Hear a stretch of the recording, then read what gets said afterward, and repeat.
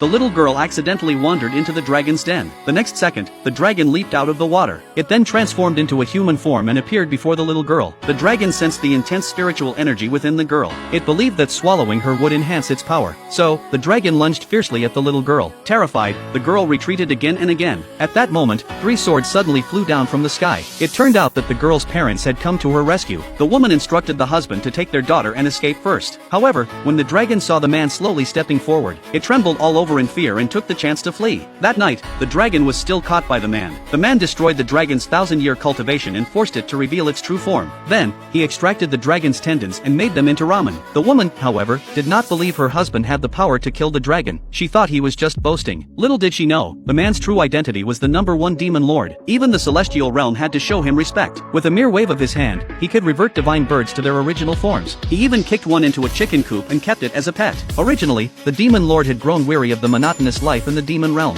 He had chosen to live in seclusion deep in the mountains, away from worldly affairs. However, fate did not seem willing to let him live in peace. One day, as he was taking a nap, a fairy suddenly fell from the sky. Instinctively, he reached out to catch her. By accident, his hand touched the fairy's chest. As a result, she furiously scolded him as a pervert. The fairy had been poisoned and could only be cured by being intimate with a man. With a mere flick of her finger, she bound the man so tightly that he could not move. For the next 3 days and nights, they spent an indescribable time together. The next morning, the fairy mistook the demon lord for a rogue and tried to punish him. Just as the demon lord was about to counterattack with his powers, the fairy suddenly recalled that she should not repay kindness with hostility, so she withdrew her strength. She warned the demon lord to forget everything that had happened. As the fairy finished dressing and was about to leave, the crown prince of the heavenly court arrived with celestial soldiers to take her back. As the fairy's fiancé, the prince saw the glow radiating from her body and immediately realized she had lost her purity. Enraged, the prince demanded to know who the man was. At that moment, the demon lord stepped out of the room. He deduced that it was the prince who had poisoned the fairy, and his goal was to seize the supreme bone within her body. Upon realizing that the man had defiled the fairy, the prince immediately unleashed celestial magic to kill him. The fairy stepped in front of the demon lord and took the blow for him. Since she did not know that the man was actually the demon lord, she agreed to return to the heavenly court with the prince to protect him from being killed. The demon lord did not take this matter to heart, only wishing to continue his peaceful secluded life. However, after the fairy was taken back to the heavenly court, the prince extracted her supreme bone and subjected her to 10 years of torment. Finally, one day, the fairy seized an opportunity when the prince was distracted and escaped with her daughter.